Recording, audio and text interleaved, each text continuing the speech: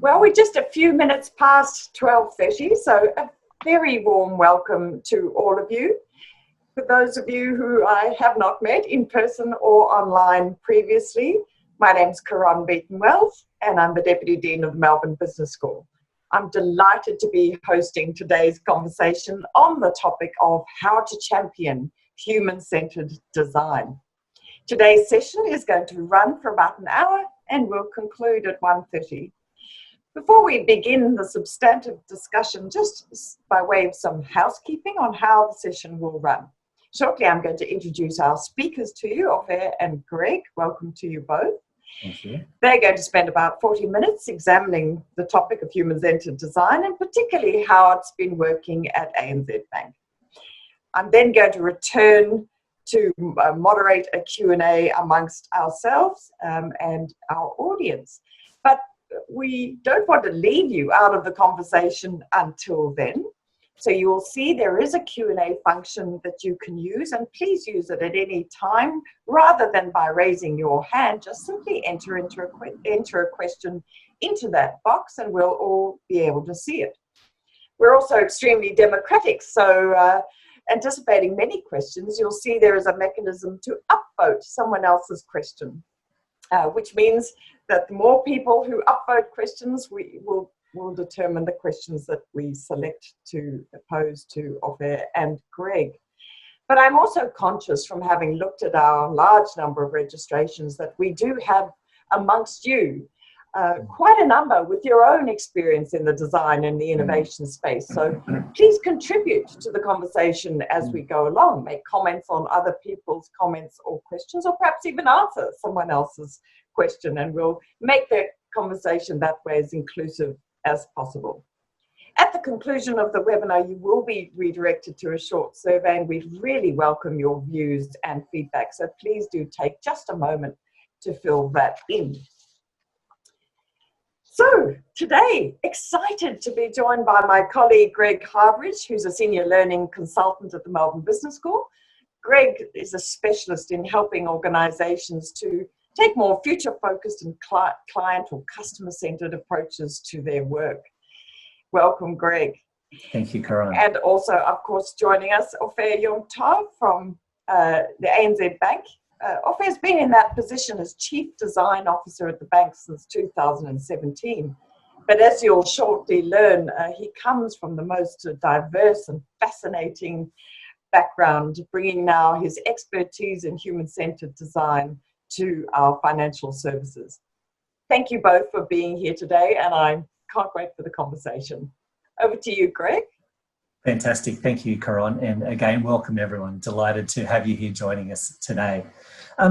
Just to start this conversation we'd like to have today, I just want to really recognise the environment we're in, or the backdrop we're in. And the times we're in right now, for me, mean that there's never been a better, but there's never been a more critical time to be thinking about human-centered design in our organisations, but also in the wider communities that we're all part of and live in day to day. So the complexity of our times with this pandemic we're experiencing are huge right now. We're seeing new problems arise, but we're also seeing new opportunities arise. I'm also seeing old problems, which have been with us for quite some time and we haven't been able to solve, presenting and sustaining themselves, but in a new environment. So there's a very complex environment and a changing environment we find ourselves operating in, both at business levels, but also community, social levels, and even in the interpersonal levels of our day-to-day lives. Also, what I'm noticing as a backdrop to this conversation is just how human a lot of the thinking of organisations and leaders and communities are. And I do love the word human beings. We are beings, and we're seeing different needs be elevated through the different needs of people, different humans being elevated in these times of complexity with the pandemic. So again, just to reiterate, there's never been a better time to be thinking about human-centered design. So I thank you both very much for introducing us, Karan and Opher, for being here, and I thank you all for being part of this conversation. So to start the conversation, I've actually got a question in mind, and I've actually got two questions. The first question is, really, what is human-centered design? That phrase that got you all here and attracted you all to this conversation perhaps today.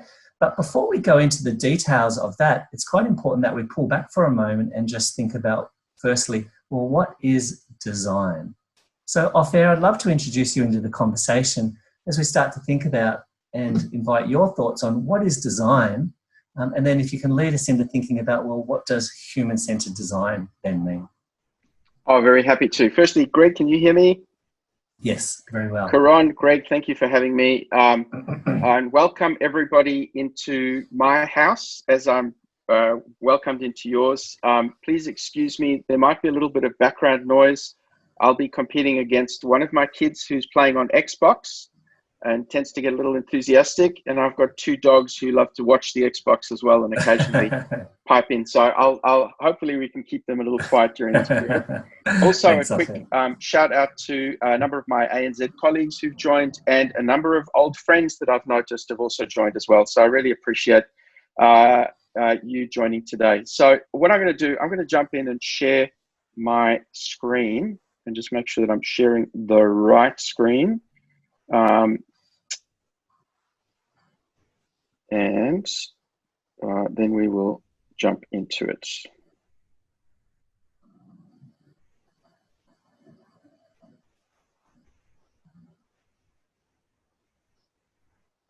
Aha, here we are. There we go. It's amazing, isn't it, Opher? We've all done it so many times now, screen sharing and Zoom meetings, and then there's always some moving part that comes into play. So just tell me, Greg, whether you can see my full screen. You're in full screen mode now. Excellent. Thank you, Opher. Okay, Great. so we're going to run very quickly, but I really appreciate you asking the question about what is design first. I often get asked, oh, what does a chief design officer in a bank do? And it's really important that I frame that conversation by first defining design, because design is one of those very broad terms that we all feel we understand. We've grown up with design. We all get it. We all think we get it. And so, but when you ask everybody for their own definition, they all have a different flavor. But inevitably, most people tend to gravitate towards the aesthetic, the visual. And so, which is a very, very important part of design, but it is only one aspect of design. And so I tend to leverage a very simple framework or model that was developed at Carnegie Mellon University that talks about 4 orders of design. And it's important to say that they're not really 4 levels of design, meaning there's no hierarchy to them, but that there are 4 different means by which design can be applied, or 4 different types of problem spaces that design can help with. So one of them is very much around communication. And you can see just a few examples here of incredibly powerful visual communication that have had quite a big impact on people in various spheres, whether it's the business sphere or whether it's actually enabling Londoners to make sense of the geography of their city through an underground map, or a political poster that for a period of time actually did have a positive impact on the US. And hopefully we'll get back to something a little bit more positive in that part of the world soon. But that we call the first order of design, or signs and symbols. Really important, but only one aspect of design. Then there's another order, which is really where you start to marry physical and visual, right? Form and function together into something that provides utility for people. And we often see that in industrial design or product design, many examples of that, where the designer and the design team need to tackle a broader set of challenges, because they've got to think about ergonomics, and they've got to think about cost, price points, and they've got to think about materials and manufacturing and supply chain and recycling and marketing and packaging and logistics and distribution.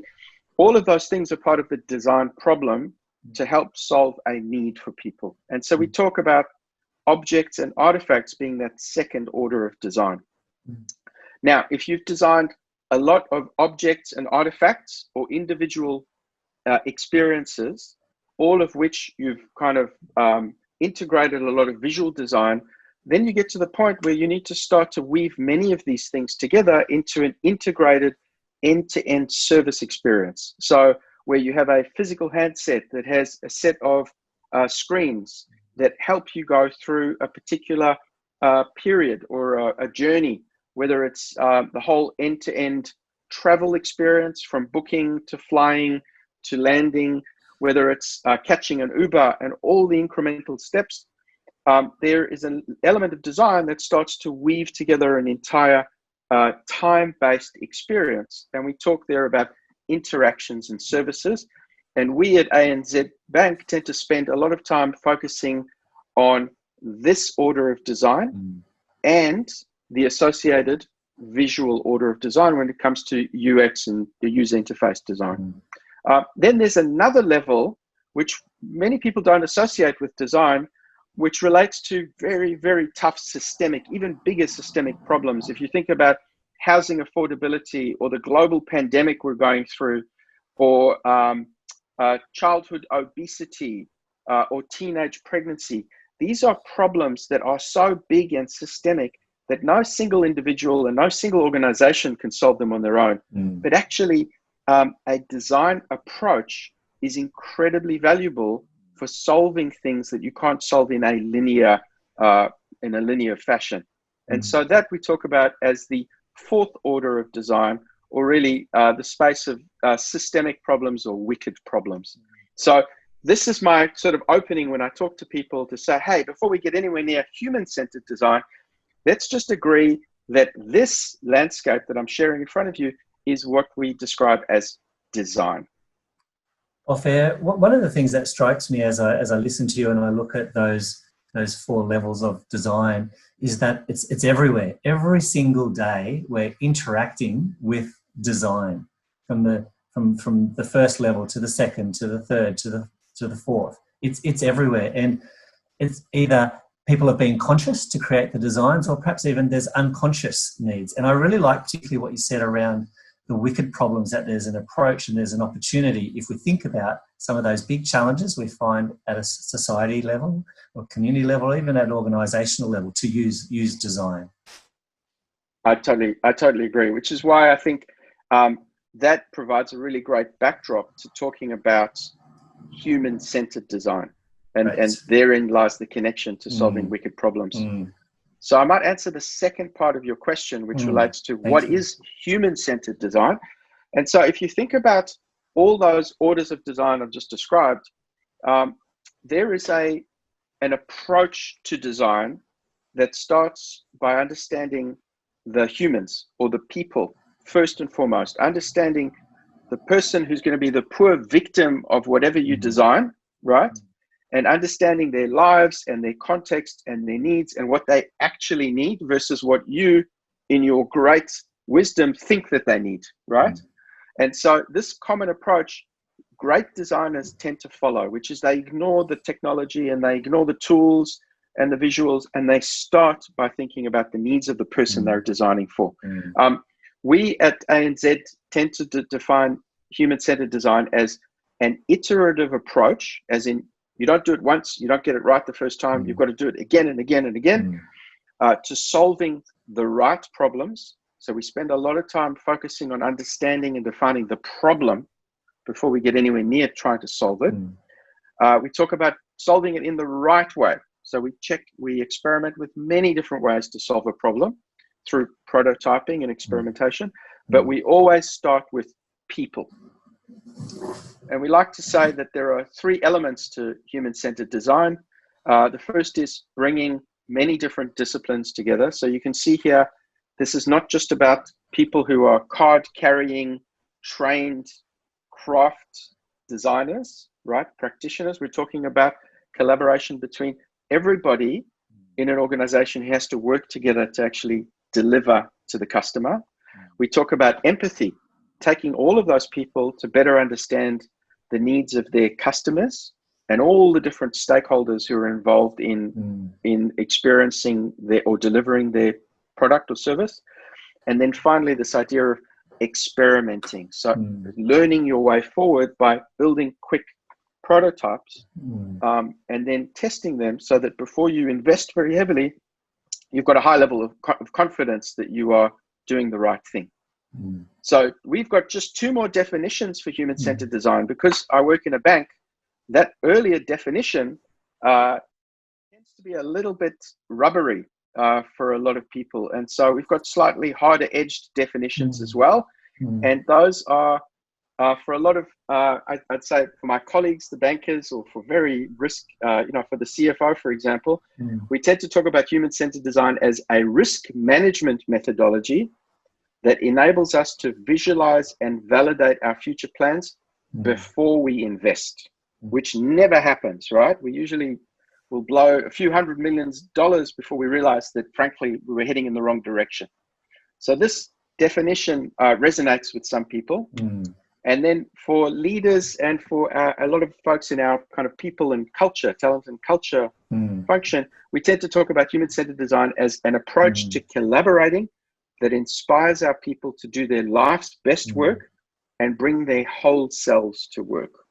So again, I've given you 3 incredibly lofty definitions, but hopefully together they give you a sense of the space.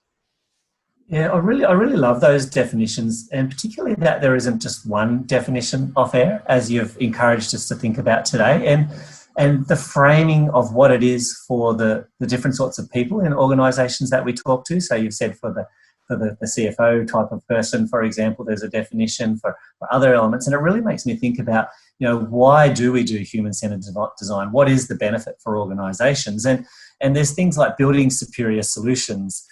But before we even get to that point, building the right thing, or a common phrase in the design world is build the right it. No one wants to build the thing that no one really truly desires. So making sure we're building the right thing. But I love it to hear you talk about it as a risk mitigation strategy as well. It can have financial rewards by applying it in that way. The other thing that I really liked in your second definition was talking about the whole person. And in my experience, in the clients that we work with here at the business school, that's a huge benefit of human-centered design. It's that collaboration piece.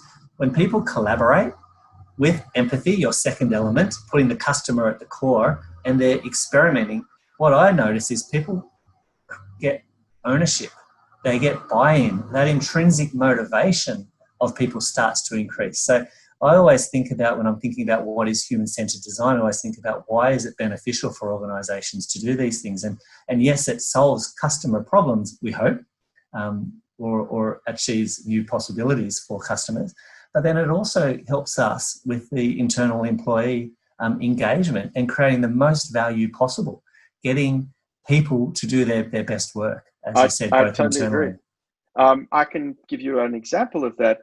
I've been working on with a fabulous team looking at the small business experience and trying to enhance how we help small businesses through this COVID period, but also how we help them better manage their businesses going forward. And one of our team members is a long-time banker. He's been a small business banker for 15 years with ANZ. And so he's had thousands of interactions with customers over that time, and quite rightly felt that he had a very, very deep familiarity with small businesses and their needs. He joined our project team, and we went out and we spoke to 14 different small businesses, not dissimilar to the businesses he'd been working with for 15 years. And but we asked a very different set of questions. We went and spent time without the pressure of delivering, without having a particular objective other than to watch and learn and listen. And so through a set of questions and discussions and observations that were mostly led by the small businesses, we learned about what really keeps them up at night. We learned about the things that they really care about, why they got into business in the first place, how they really feel about the bank, or where the bank fits into their circle of trust. And he walked out of those 14 interviews and he said, you know what? I thought I knew everything about our customers, And now I realize that there is so much more to learn. And so it actually did. It inspired him, but it also created the sense of humility that, you know what? Yeah, the moment we presume to know everything about our customers, we are doomed to fail.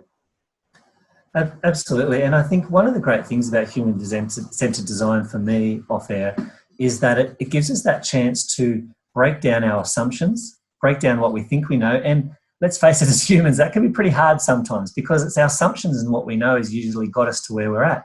But again, in this pandemic environment, for example, consumer sentiment, customer sentiment is changing.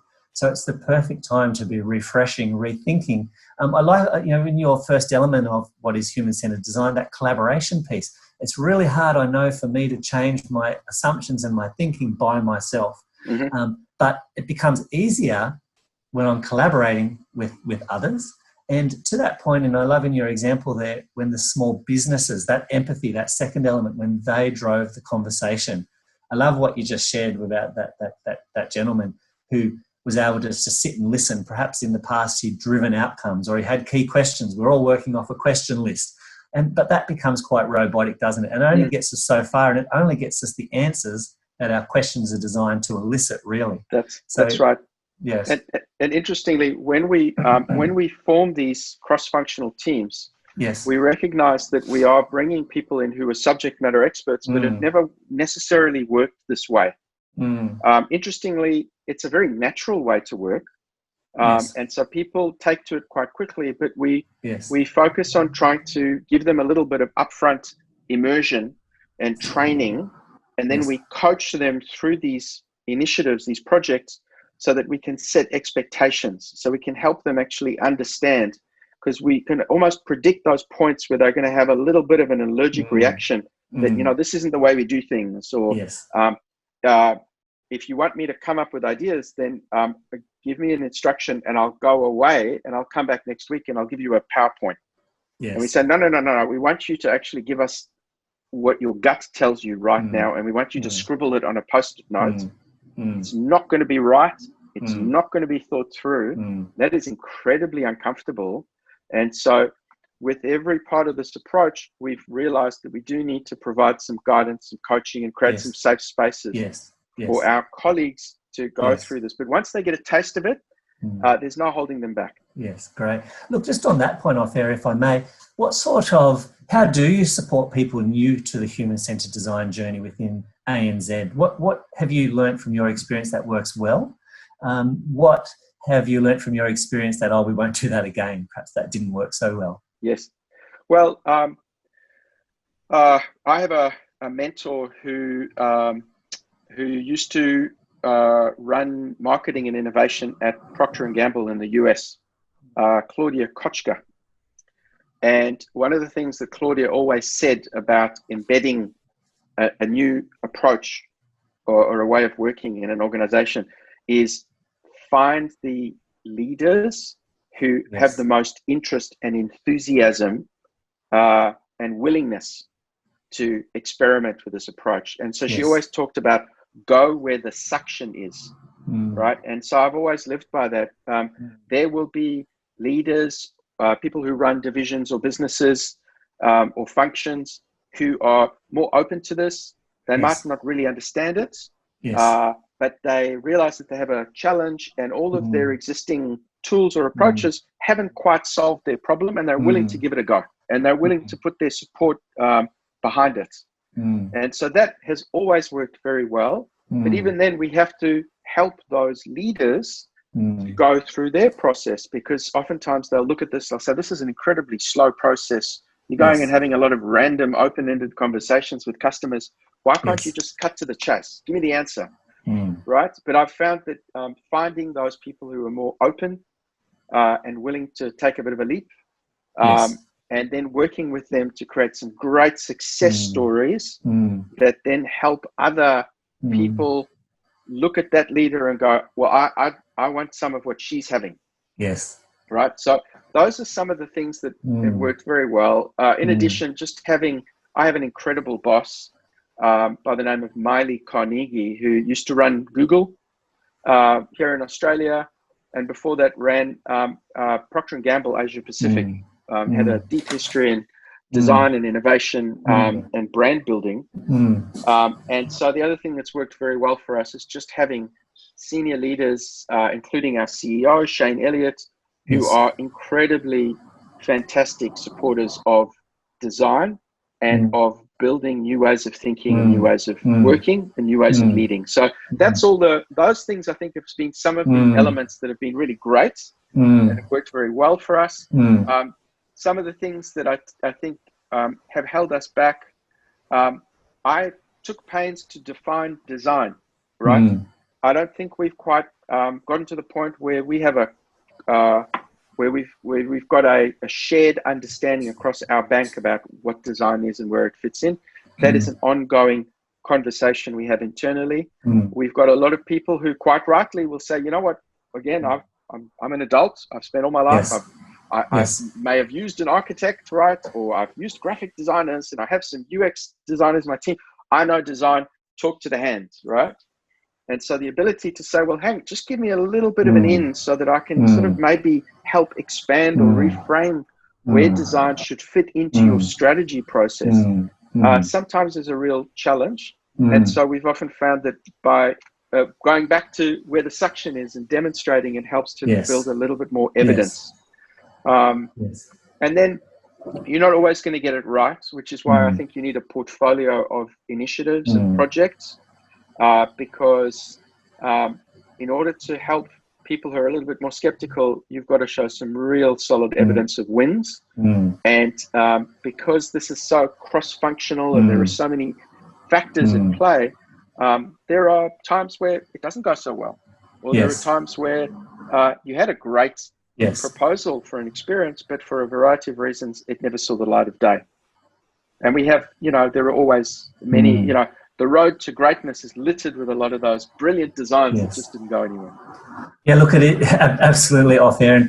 And I hear some really strong tips there for people listening out there with us today. And one of them being the idea of a portfolio. So that really resonated with me, and building evidence through a range of initiatives. And that's something I've found with clients too. Sometimes people are just focused on one initiative. And if you're just learning human-centered design at the early stage and you've only got one initiative, it's hard to get that evidence from that. And then pretty quickly, if it hasn't gone so successful, because let's face it, you're learning at that point in time, you're learning in the early stages of being able to walk using this technique, you don't get the evidence. And then you might get people making comments around it. Absolutely. So I really do like that range of having a portfolio and collecting evidence in that way. The second thing that really resonated with me off air in terms of what you just said was, you use the word story and you use the word narrative. One of my favourite sayings is, if you want to change the culture, change the stories. And that relates to all sorts of cultures, from family cultures to community cultures, to ethnic cultures, to organisational cultures, you name it. But if you want to change the culture, change the stories. So I really love what you shared there. Tell the stories so people start saying, hey, I want a bit of that, what she's having. Yeah. Well, interestingly, we're going through a process of refreshing our strategy for building design and scaling design across ANZ. Yes. And so over the last few weeks, we've called some of our ex-colleagues from IDEO who are now running design at Google X, for example. Yes. The kind of moonshot division of Google, and folks who are running the autonomous vehicles division of Ford, and trying to bring an old company like Ford into the 21st century. Folks at Twitter who are trying to deal with what's happening in the US right now and focus the product and run the business of Twitter. Folks at IBM. And we've asked them all the question, back to your point about narrative. We've actually asked them the question, how do you measure design? What metrics do you need to create to prove the value of design inside your businesses? And they all go, we're still, it's a journey for us. We're still trying to figure it out. We haven't nailed it yet. But interestingly, they all come back to story and narrative. And they say, you know what, we haven't got the number yet. We haven't figured out that magical metric yet. But one of the things that's worked incredibly well, and they say it quite consistently, is the ability to tell stories where design has played an important role. And we can start to explain the contribution that design made to the outcome. It's never design on its own. Yes. And so narratives, again, are an unbelievably powerful way of doing that. And we've identified storytelling as one of the key skills that we are always investing in helping our design community build. Fantastic. Thank you, Opher. That's great to hear. Karan, I'm going to throw to you, if I may, for a moment, and let's bring in an audience question. If there's a question there that's sitting there in that you'd like to ask, Karan. Absolutely. Thanks, Greg. It's been great to listen to this so far. And yes, we've had quite a few questions and comments for you, Opher, but the one that's the clear winner in terms of the upvote so far is as follows. Our audience member has indicated he or she loves the context of HCD being iterative, but pragmatically wants to know, what do you do to build it in so that it doesn't just become a one-off or sort of ad hoc project, but becomes part of the DNA of regular iteration, and particularly in an organization where there's not a team on this. So it is something that's requiring over and above the day job for others in the organization. I think that's a fantastic question, and one that, frankly, I don't think we've nailed yet at our organization. How do we make it sustainable? How do we build it into the fabric? One of the things that I'm aspiring to is that we get to the point where what we do, you know, design-wise, is so embedded into the DNA of ANZ that it becomes, it's not a thing anymore, right? And so I love that question. A few things that have worked very well for us so far. We went through a pretty substantial agile transformation a few years ago, where we took a very traditional, you know, structured organization, arguably with our, you know, traditional silos and matrix, and we kind of turned the whole thing upside down and went to tribes and squads, very agile based approach with very cross-functional squads.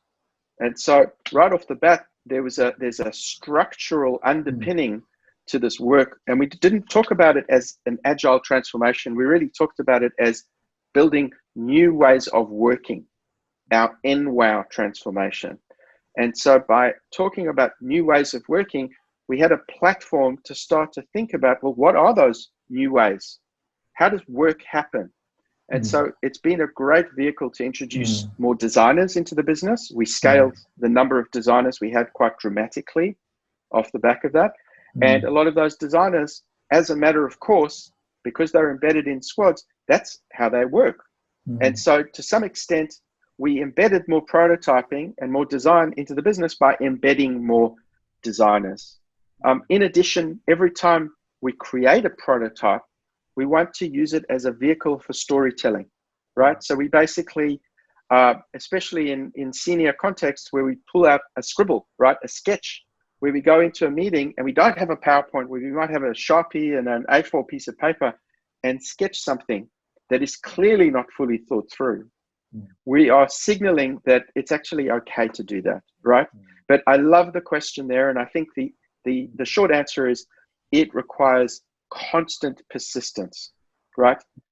We are still at the point where we have to push and signal and communicate a lot of this. We're not at the point yet where I believe we can stand back and let it happen. But occasionally you get these little glimpses where a banker will come back and they have hacked together a prototype of a better screen experience that they will be presented to get better data about their customers.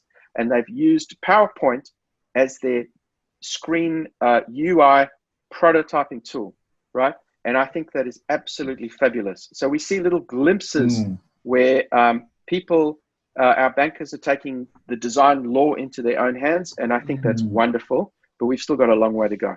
Yeah, obviously a big win when you see a banker doing that. That's it. Back to you, Greg. I think Opher has already answered one of the other questions about whether this was easier or harder to do at ANZ, being an agile organization. Great. Well, we'll get in. Yeah, thank you, Karan. We'll get into some more questions actually very shortly. In about 5 minutes, we'll flick over to Q&A actually. So, but before we do, just want to build on that question and that answer there, Opher. I loved how you brought it back down into the tangible. So when I work with clients and across a range of clients, it's getting people to understand that it doesn't necessarily just have to be this huge, big transformation to use human-centered design. you can start using it today. So I'm thinking of a particular client that I was working with at the end of last year, and I was working with part of their organisations around their corporate communications. So they had a lot of different corporate partners, and this particular team I was working with were responsible to doing a lot of ad copy, essentially. So one of the things through the work that we did, we uncovered that they could prototype by just doing their ad copy to 90% good enough, and then going out just to some trusted corporate partners, those ones that they know don't make life hard for them, but effectively could give them customer feedback on that ad copy. And so very quickly, to that third element of human-centered design off air that you shared, of experimentation, by being willing to not just send it once, but some high-level comments back from someone, edit it quickly, send it back again, just a few times, very quickly, they found they were doing ad copy that was really quite different than they traditionally, in terms of the status quo, had been doing until that point in time, and it was getting better results. So I think it's by also taking it down into the grasp of our individual hands and just saying, actually, I can do something today. Who's a customer? And they might be an internal customer, or who's an external customer I deal with. Where are those friendlies that I know don't give me a hard time? Where can I bring them into my natural workflow so I produce a different result? And that's why I loved you talked about the banker who used PowerPoint to prototype. And interestingly, what I love about the example you've just provided is that prototyping is a mindset that can be applied to anyone and any piece of work that they are doing. It doesn't just need to be user interfaces or something that a customer experiences.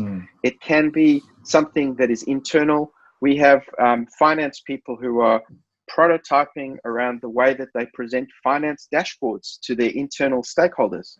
And they have talked about the fact that they are experimenting and prototyping with the numbers in the bank that are sacred, right? And so I think that's fantastic. Or our risk and compliance folks prototyping with a way to run a more accelerated meeting to get to approvals on some very gnarly risk or legal outcomes. And so that culture of prototyping and the ability to say, hey, you know what, in a safe environment, don't waste your time polishing the wrong thing.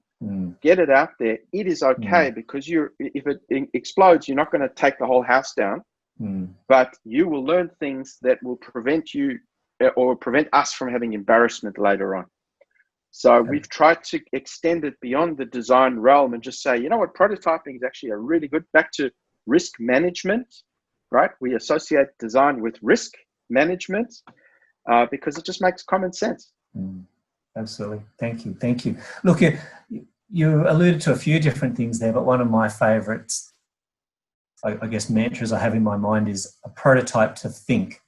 And I prototype, so I build something to think, I prototype to challenge my assumptions, and I prototype to challenge your assumptions. And it's that act of actually creating, again, as you said, away from just conversation. And commonly what I see with organisations is debate gets in the way. I'm an expert, you're an expert, and we can often debate and dialogue. So how do we actually decide to stop that and suspend that and go into, well, how might we approach this differently?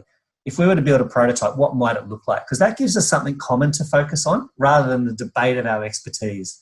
So I really love prototyping as a mechanism to bring collaboration together and to get people aligned. And I think a lot of this work that I think particularly in your role, Opher, as a chief design officer, it's a big leadership role. And why I say that, you mentioned safe, that word, you mentioned trust. Human-centered design goes beyond the remit, I believe, than the chief design officer or a centre of excellence of human-centered design, but it becomes the remit of everybody who's a leader in the organisation, whether that's a very formal leader by title or anyone who's looking just, might not have the title of leader or manager, but is looking to bring about some change in the organisation. I believe everybody can take a leadership role, and sometimes being able to create simply trust by saying, hey, look, I'm going to go on a punt here. I'm going to experiment with something different here in this meeting. What do you think about this? I think that's often the work of leadership when it comes to bringing design into organisations that everybody I can agree. do. I like that you've made that association. I do genuinely think that people who've built some comfort in human-centered design have actually built a set of incredibly powerful portable leadership skills. Yes. Because the very idea of engaging a motley group of people who all have different perspectives and backgrounds and expertise, and bringing them together around a shared mission to make something better, and then getting them comfortable with bringing the best of themselves to build on an idea or an outcome that actually is bigger than any of them. When the only way that you can get to a great outcome is if they all contribute, which means there's no single ownership, right? So kind of managing egos. I like to talk about low ego emissions, right? And get something all the way to the point where people genuinely feel like they poured their soul into something that's great. That is, you could describe that as leadership. And I think one of the things that sometimes does hold us back in the design sphere is that we've labeled it design. You know, if we had some other term that was maybe a bit more familiar to leadership and business, we might have a vehicle to share some of these approaches without some of the resistance to go, well, hey, you guys are the sort of creative types, maybe you should go off and sort of play in the corner. But I do love and I do totally agree with the association of human-centered design skills and leadership skills, one-to-one. Absolutely. Absolutely. Great to hear that off air. Karan, I'd like to invite you back into the conversation, if I may, and perhaps some questions now. We've got a good amount of time to explore some other questions that are sitting out there with people. Thanks, Greg. Yes, there's lots here. And I'm going to go by the order indicated by people upvoting off air. So here's a really topical one.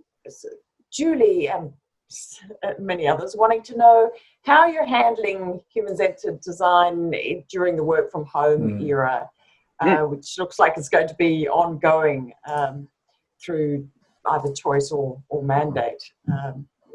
What are the implications for this approach in that? That's a fabulous question. And actually, if we rewind, we often talk about, when we talk about collaboration as one of the key elements of human-centered design, historically, that has meant co-locating a team, right? In fact, I've grown up in design teams or cross-functional teams where we actually fought to get a space for a piece of work, so that we could use the walls and plaster the walls with all of our research and post-it notes and slowly form a solution together, and our insights and our iterations of prototyping on the wall. It's a great way of the entire team sharing the knowledge by making it all visible and transparent.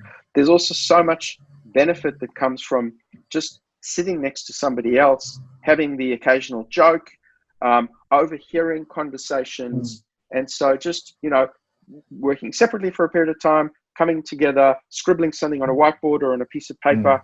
So there are so many of those benefits that we now really appreciate because we no longer have them. But interestingly, you can take many of those. You have to work a little harder, but you can take many of those. If you're conscious about the challenges or the problems that you're trying to solve, the objectives you have in trying to collaborate, you can bring many of them into the digital realm. It's still, I have to say, it still sucks, right? There are a lot of things about it that are frustrating. I hate speaking to people, little thumbnails, right? I mean, I like to be close to people, right? I frankly miss the occasional hug, right? Just a bit of contact, right? It sounds a bit creepy, but you know what I mean? And so when it comes to collaborating digitally, there are a lot of incredible cloud-based tools that have done wonders for us. So if I had to look across our design community right now, or frankly across much of ANZ, I think that you would find that there is a good chunk of our population that say that they're actually more productive right now, right? There are many people who are struggling with homeschooling and all of the distractions at home, and just the kind of marrying of work and home, and absolutely that makes sense. But I think what you'll also find is that a lot of the distractions that come from being in a workplace have also been removed. And so we as a team and as a design function have been leveraging these cloud-based tools for quite a while. And so, and it actually, even when we were in the office, we found that these cloud-based tools, things like, at some point, G Suite or Microsoft Teams, a lot of the design tools like Mural and Miro and Figma and InVision that are inherently about enabling people to work together on a screen is almost as if you've got a whiteboard that you're talking to. And so, again, it doesn't substitute, and you have to consciously select the tools and curate the experience. But we've got some people on our team who are just fabulous facilitators of workshops, and they pivoted incredibly quickly to run really fabulous workshops where we had breakouts with people moving to different video conferencing spaces with their own cloud-based whiteboard tools. They'd come back, they'd report out.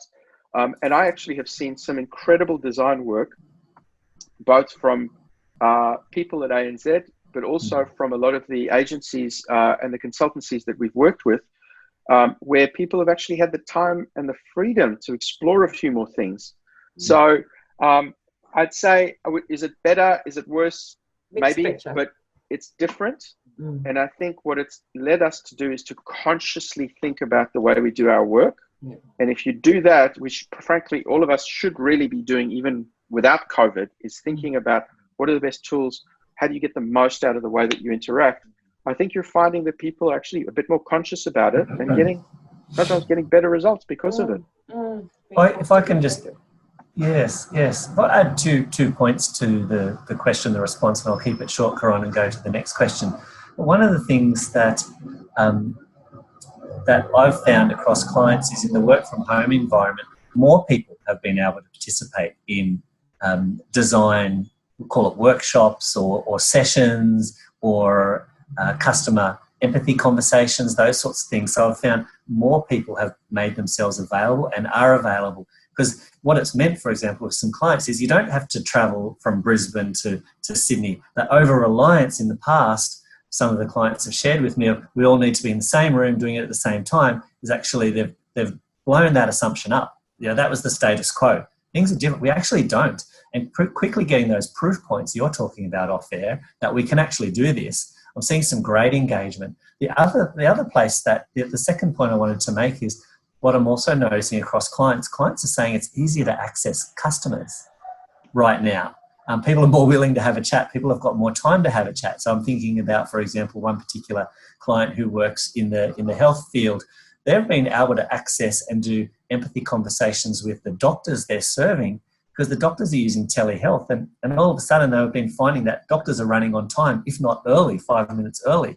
So it's been fascinating. This work from home period has actually enabled a lot in terms of the design process. So I'll pause there.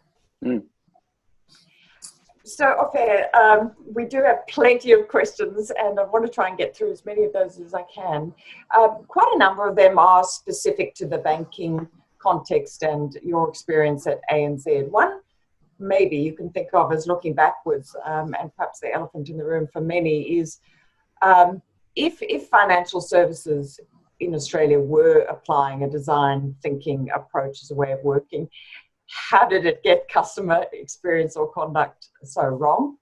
So a provocative question there, but as I say, one that might be on the mind of many. So if you can think about that looking backwards, and perhaps in the context of the timing of the change you made in your career, given you'd worked in many industries before you got into banking. And then looking forward, there's a question that indicates or highlights the move to open banking with the consumer data right. How are those sorts of developments going to influence the pervasiveness and the impact of an HCD design approach in financial services? I think that's a great question. And I think that there is a lesson for all businesses, not just for financial services. I would say that the very real and very unfortunate outcomes that were highlighted by the Royal Commission are a great example of what happens when you don't apply a design mindset, right? But equally, financial services are unbelievably complex. And I think there's a word that a colleague of mine has coined, which is to complexify, right? We're actually fantastic at complexifying systems and processes and adding process on top of process, on top of system, etc. So I'd say first and foremost, like other businesses that are now sort of tripping up over themselves, or other industries, a lot of it comes from losing sight of the customer.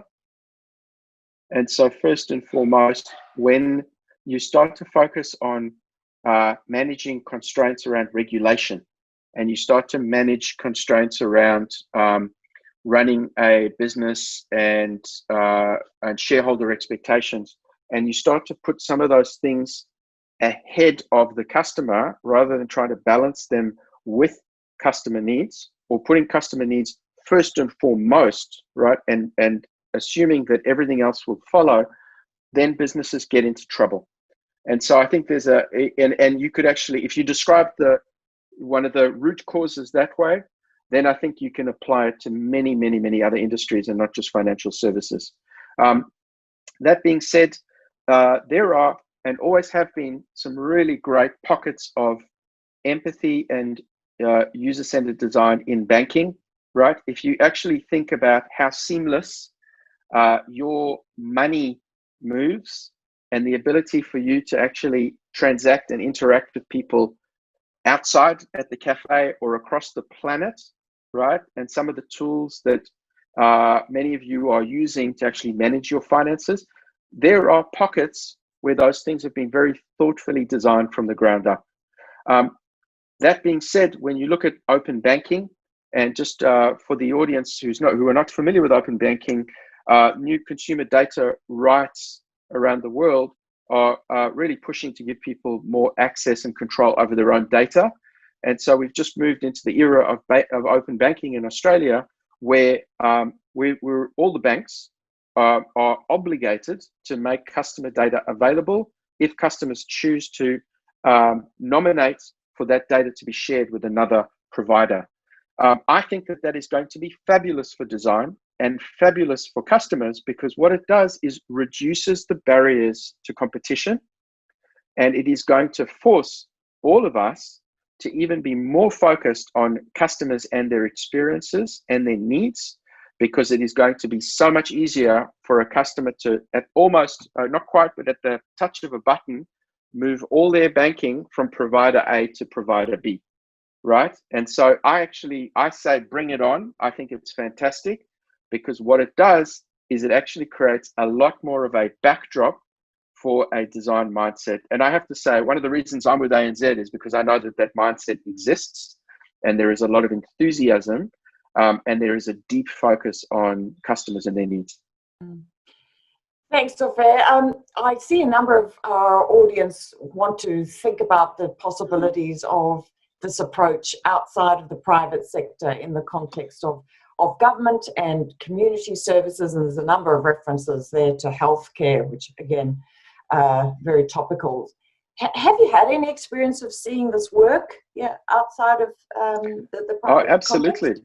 Absolutely. I mean, by definition, if you talk about human-centered, really anything that is about community or social impact, or the needs of people with particular disabilities, or those who don't have equity or equality, human-centered design is an unbelievably powerful mechanism. I personally have been involved with a number of social groups, social ventures groups, or venture philanthropy groups, working with social entrepreneurs, working on designs of products and services and experiences for people with particular needs. And so it is actually in fact, one of the things that I would highly recommend people do if they're interested and haven't already done so, while I listen to some screaming at Xbox in the background, is to go to IDEO and download their social, I think it's called the Design for Social Impact Toolkit, right? It's a classic example of applying everything in human-centered design, but doing it first and foremost for social impact. And I know that that toolkit's been downloaded, probably a few million times, and has been leveraged very heavily in association with the Acumen Fund and the courses that Acumen runs with IDEO. But many, many organizations around the world have done fabulous work, both in government and the nonprofit sector, to apply design to, actually the Australian government, and I know the New Zealand government are big users and big supporters of design. In New South Wales, the service organisation, if you look at the ATO, for example, and our colleagues in New Zealand. So I actually think that there's probably a great body of knowledge and a great set of case studies that you can find online, and certainly through IDEO, in this space. And I would urge you to do that if you're interested. I'm sure many people will go and look that up. Look, we're achingly short on time, so I might just bounce back to you, Greg, and see if there were any reflections you wanted to add at this point. You're on mute, Greg. No, there's no reflections as such, other than probably just one build. If in the health field, just because there was a specific question, Monash Health has done some amazing work here in Melbourne around how they engage people around the delivery of health to patients, for example, looking at things like patient relapse, and patient relapse being overdose or suicide attempts, those sorts of things. And so there's been some great leaders within Monash Health who have brought nurses, doctors, professional people from the health, from the organisation together to really think about how do we deliver the best healthcare that is actually possible. And they've done that, and they've run projects, and they've been able to show things like 60% reduction in patient relapse. So there are live cases, to Opher's point, out there that are live and current. And for those of you who are here in Melbourne, here in Melbourne, particularly in that health setting, that Caron flagged as well. Opher, you would have seen that there are a number of other questions around measuring impact and ROI from HCD, and also how you democratise it across an organisation. And I know you've got a lot to offer on those topics. You've already touched on a number of them, but we are short of time. So we've got a record of all these questions, and we'll be following up with our audience with some of those answers again tomorrow. We could, of course, continue this conversation for much longer, but we have reached the end of our lunchtime webinar. So I just want to thank you profoundly for making the time to be with all of us today in this environment, and to thank Greg as well for driving the discussion. I know a lot of thought went into it, but more importantly, to thank all of you out there who I can't see, but I know that you're with us. Thank you for your contributions during the hour, which have been fantastic. If you have some suggestions for future topics for our webinar series, we are very much open to and looking for your feedback. And as I said, you'll get a survey at the end of the webinar, which I hope you'll take the opportunity to fill in and share those things with us. I also just have one other snippet I wanted to share with everyone while we're all here, and that's that the Business School is launching a new online course called Driving Performance in a Changing World, which very much has a design thinking component of it. That's going to be launching on the 17th of August, and you'll all be getting an email about that in case you're interested in learning more tomorrow.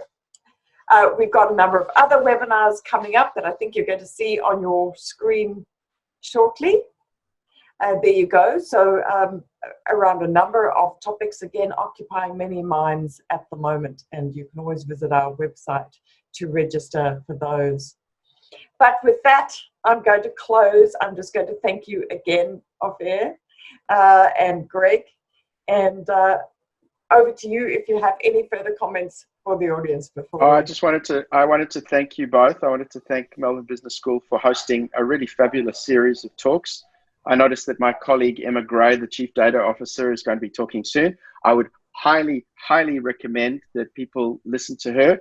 She has more than a few useful things to say, and she's gone on a very similar journey, building a culture of focus on data in our organization. So lots there and lots of parallels to design. If people are interested to pursue more conversations, then I noticed a number of you have reached out via LinkedIn. Very happy to continue the conversation there as well.